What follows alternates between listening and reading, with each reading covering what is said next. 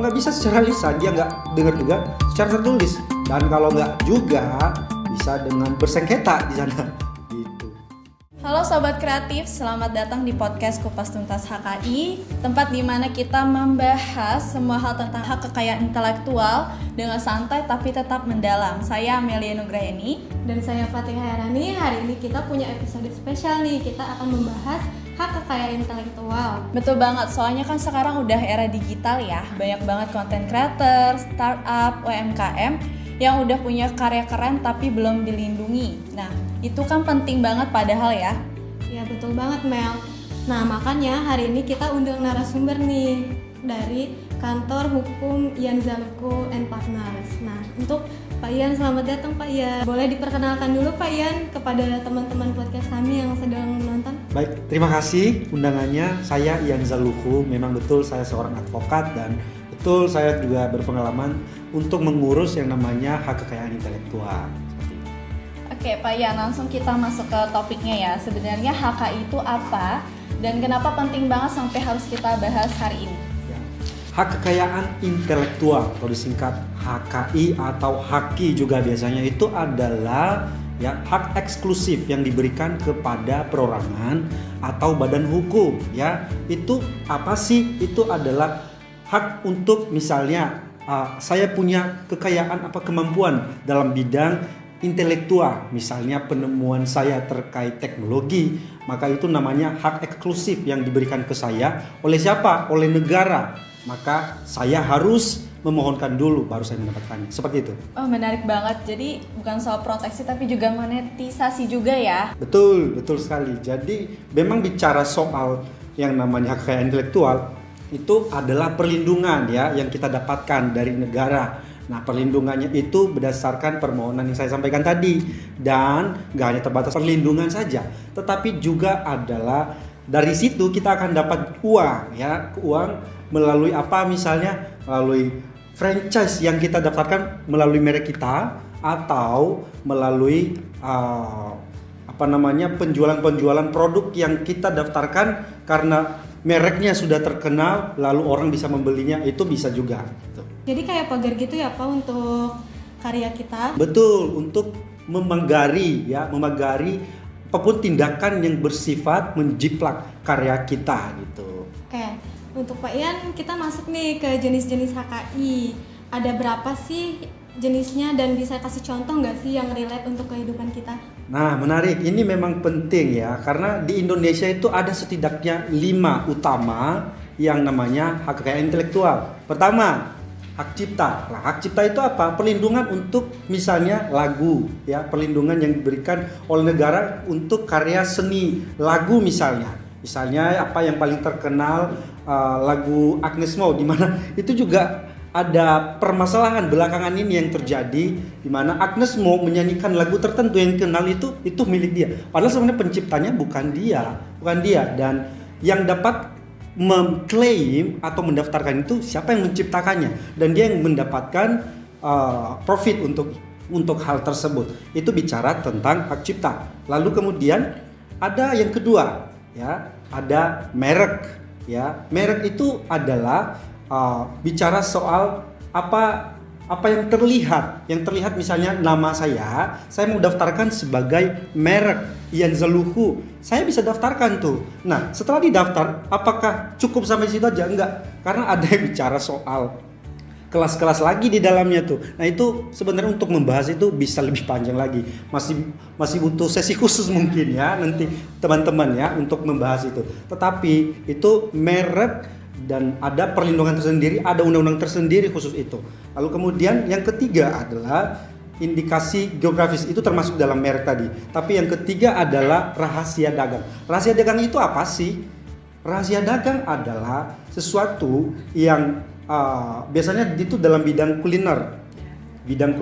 Misalnya restoran, apa sih yang paling gampang untuk kita lihat? Misalnya KFC gitu ya. Kan satu restoran yang namanya KFC, dia punya resep untuk produknya, dan itu yang harus dilindungi. Kalau tidak, maka orang akan sembarangan meniru dan dia nggak punya spesial lagi, perbedaan lagi, dan hak dia untuk memasarkannya secara berbeda itu akan hilang gitu. Lalu yang terakhir adalah bicara tentang desain industri. Desain industri itu menarik juga. Misalnya produk handphone misalnya, desainnya, kameranya seperti apa, itu bicara soal bentuknya, bentuk konfigurasinya. Konfigurasinya itu seperti apa, ulir-ulirnya. Kalau misalnya bicara soal kemasan minuman, itu kan ada ulir-ulirnya tuh. Itu bicara soal desain industri atau bentuk yang disebut desain industri. Seperti itu. Dan kelima-limanya hak kekayaan intelektual itu punya undang-undang tersendiri masing-masing. Itu. Oh, lengkap banget ya ternyata jenis-jenis dari HKI itu sendiri. Jadi semua aspek bisnis kita bisa dilindungi nih teman-teman. Betul sekali. Jadi kalau misalnya bisnis Anda lebih aman, lebih komersil ke depan, pastikan jangan dikesampingkan yang namanya hak kekayaan intelektual ini, karena penting sekali. Ini nggak hanya bicara sekarang, tapi ke depan itu kalau misalnya siapa tahu produk Anda itu ternyata dikenal luas dan Anda nggak mendaftarkannya sebelumnya, orang bisa mendaftarkan duluan loh. Karena sifatnya, prinsipnya yang namanya hak kekayaan intelektual itu first to file. Artinya siapa yang mendaftarkan duluan. Kalau misalnya kamu punya merek, misalnya Mbak Fatih, namamu itu kamu bikin merek baju misalnya, baju. Lalu kemudian itu dikenal luas di mana-mana, dijual di berbagai platform, TikTok, Shop, Shopee dan lain-lain sebagainya. Lalu namanya menjadi besar. Lalu ada orang melihat, saya misalnya saya daftarkan nih, bagus nih. Ternyata diterima. Dan akhirnya kamu kehilangan hakmu. Saya bisa menuntut Anda untuk hal itu kalau misalnya Anda tetap menggunakan. Menuntut Anda dengan bayar ke saya kalau tak mau pakai, gitu. Iya, makanya penting banget ya teman-teman buat daftarin bisnis kita ke HKI itu. Oke nih, Pak Ian, kita punya pertanyaan yang ditunggu-tunggu ya sama penonton. Gimana sih caranya daftarin HKI dan ribet nggak sih prosesnya? Betul. Cara daftarnya ini memang sebetulnya di Indonesia dari tahun ke tahun itu berkembang terus ya. Dan sekarang sudah sangat disederhanakan dengan adanya kemajuan teknologi. Jadi kita nggak harus datang ke namanya Dirjen Jenderal Kekayaan Intelektual atau DJKI ya. Nggak perlu datang langsung ke sana, bisa melalui online. Bisa ke websitenya, ketik aja di browser gitu, DJKI, dan akan muncul nanti websitenya. Daftar ke situ. Apa sih? Syarat-syaratnya? Syarat-syaratnya itu gampang ya. Kalau misalnya Anda daftar sendiri, nggak perlu yang namanya surat kuasa. Tapi kalau misalnya Anda mendaftarkannya ke orang lain, melalui konsultan merek misalnya, maka kasih surat kuasa ke dia, surat kuasa. Karena tanpa itu dia nggak bisa mendaftarkan apa-apa atas namamu. Dia hanya bisa mendaftarkan atas nama dia, ya. Nah, selain tadi itu adalah siapkan yang namanya tanda tangan. Tanda tangan itu ditulis di kertas saja lalu difotoin. Itu penting nanti untuk disubmit. Salah satu yang harus disubmit. Lalu kemudian kalau misalnya ada logo ya disiapkan juga. File logo itu dibikin dalam bentuk gambar saja. Itu sebenarnya logo nggak wajib. Tanpa logo bisa sebenarnya. Mereknya, namanya aja bisa gitu. Seperti itu. Jadi nggak ribet. Itu sangat sederhana gitu. Dan yang penting tadi itu pastikan pada saat mendaftarkan itu memang belum terdaftar sebelumnya. Tapi untuk biayanya mahal ya Mas Pak? Mahal atau enggaknya itu relatif ya buat orang-orang, tapi untuk apa yang kita dapatkan dengan mendaftarkannya itu, mendaftarkan perlindungan itu worth it banget ya. Jadi harganya itu setahu saya sekarang ini adalah kalau pada umumnya untuk merek misalnya ya 1.800.000 itu saya kira nggak terlalu mahal ya untuk seorang pengusaha muda misalnya. Dan yang lebih baiknya adalah pemerintah itu memberikan diskon untuk UMKM. Itu sekarang bagus banget, dari 1.800.000 menjadi cuman bayar 500.000 gitu. Murah banget ya. Betul. Jadi emang beda-beda ya Pak ya. Terus untuk prosesnya sendiri berapa lama nih Pak Ian? Nah ini juga ada sih yang bilang cukup lama, tetapi sebetulnya enggak, karena kita sejak mendaftarkannya itu terhitung sampai kita dapatkan sertifikat merek misalnya itu sekitar 7 bulan sampai 12 bulan gitu. Tapi kalau misalnya ada sanggahan dari orang tertentu bisa sampai 14 bulan, bisa lebih lama. Tapi paling lamanya itu memang mentok-mentoknya 14 bulan. Kalau misalnya setelah 14 bulan nggak keluar juga hasilnya, maka Anda harus menghubungi DJKI langsung bersurat. Bisa melalui situs DJKI juga, ada fiturnya di sana. Oke Pak Yan, ada nggak sih tips buat agar prosesnya berjalan lancar gitu pendaftarannya? Biar berjalan lancar pendaftaran merek ya misalnya dalam hal ini ya. Pastikan pada saat sebelum mendaftarkan itu Anda cek dulu itu merek sudah pernah terdaftar belum. Jangan-jangan orang lain sudah pernah mendaftarkannya. Karena kalau misalnya orang lain sudah pernah mendaftarkannya, percuma, itu akan ditolak pasti merek Anda itu.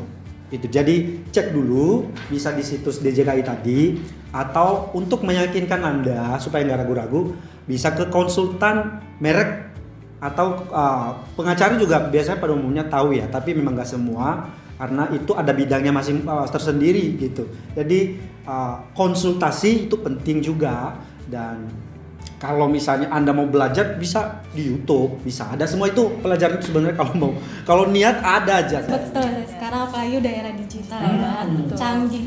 Oke, kan tadi kita udah tahu nih cara pendaftarannya kayak apa. Lanjut kita kalau HKI itu gimana caranya Pak biar bisa jadi sumber penghasilan? Oke, pastikan HKI Anda itu tadi itu terdaftar dulu, ya kan? Itu yang step pertama. Kedua, promosikan dulu juga dong. Jangan hanya ada merek lalu nggak dijual secara nggak dipromosikan. Itu penting. Iklan itu penting ya.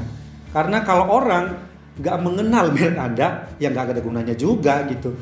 Orang lain, investor itu nggak akan tertarik untuk membeli franchise Anda kalau franchise itu.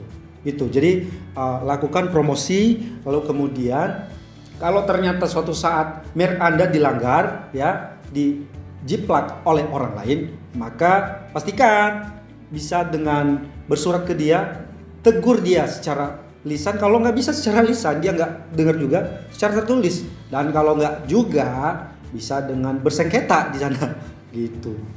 Wah, jadi investasi jangka panjang ya Pak? Betul sekali, investasi jangka panjang, benar sekali. Karena tadi udah sampaikan nggak ada yang hilang ya, nggak ada yang hilang dengan melakukannya sekarang. Apapun itu bentuknya ya, pastikan daftarkanlah, nggak ada yang hilang gitu. Karena kalau misalnya Anda mendaftarkannya hari ini dan ternyata di masa depan membesar, dikenal di berbagai kalangan, maka akan menjadi sumber penghasilan yang sangat menjanjikan. Gini Pak, kan sekarang udah era digital nih ya, banyak banget tantangannya kayak pembajakan online, terus konten yang mudah di copy paste. Itu bagaimana solusinya sih Pak untuk menghadapi tantangan seperti itu?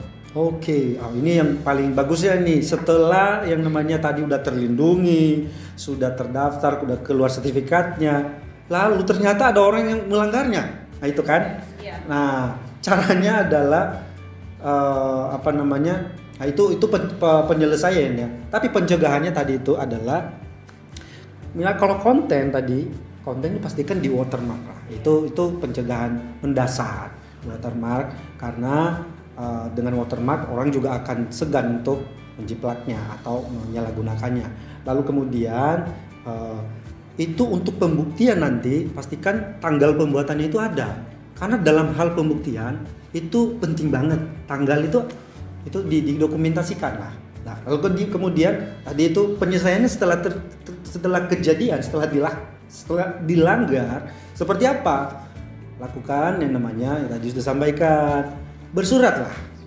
Ya nggak usah langsung bersengketa ke pengadilan atau ke DJKI, nggak perlu itu. Langsung dulu hubungi secara lisan ya, atau secara lisan nggak mempan, tertulis. Nah setelah tertulis juga nggak mempan, baru itu solusi terakhir, namanya sidang ke pengadilan. Oke, kalau untuk UMKM sendiri nih Pak, ada tips nggak yang baru mau mulai bisnis untuk masalah hak kekayaan intelektualnya ini sendiri? Tipsnya adalah kalau memilih merek itu pastikan juga yang komersil, yang bisa bisa mudah diingat dan gampang dibaca oleh orang. Kalau misalnya sulit dibaca, apalagi dengan budaya Indonesia yang agak sulit membaca menghafal kata-kata yang sulit ya jangan gitu. Jadi pastikan gampang diingat dan kemudian daftarkan sejak awal. Jangan setelah sukses, setelah membesar gitu sih. Oh, jadi jangan tunggu sukses dulu ya baru daftar HKI ya Pak Ian? Betul sekali. Lakukan sejak awal. Udahlah, beranikan diri untuk daftarkan. Apakah nanti akan besar atau enggak? Nggak perlu khawatir. Anda nggak akan rugi apa-apa kok. Anda setidaknya itu punya nama di kekayaan intelektual gitu. Seru banget, tapi nggak berasa nih kita udah sampai closingan nih Tih ya. Untuk Pak Ian sendiri ada pesan nggak untuk para pendengar podcast kita tentang HKI ini? Baik, terima kasih. Sebetulnya untuk membahas secara lengkap ya, HKI ini butuh waktu berjam-jam, bisa lebih lama sebetulnya. Ini cuma pada garis besarnya saja. Dan tadi itu kita lebih banyak membahas merek sebenarnya, karena merek itu paling dasar ya. Dan pesan saya, menurut saya, jangan menunggu sukses itu tadi ya. Jangan menunggu sukses untuk melakukan langkah pertama dalam melindungi hak kekayaan intelektual Anda. Lakukan hari ini, karena apa yang lakukan hari ini itu akan menentukan apa yang akan terjadi di masa depan. Itu. Oke Pak Ian, buat yang mau konsultasi lebih lanjut nih, bisa hubungi Pak Ian di mana?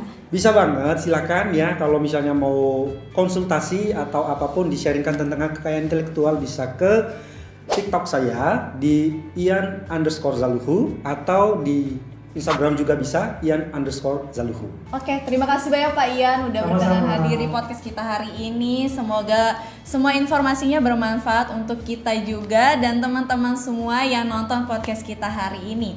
Untuk teman-teman jangan lupa follow podcast kita, share ke teman-teman kalian kalau butuh info tentang HKI ya. Jangan lupa untuk like dan komen juga nih. Dan kalau ada pertanyaan nih atau topik yang mau dibahas, jangan lupa drop di comment section ya. Sampai ketemu di episode berikutnya. Tetap kreatif, tetap terlindungi. Lindungi karyamu dan rayu untungmu. Bye.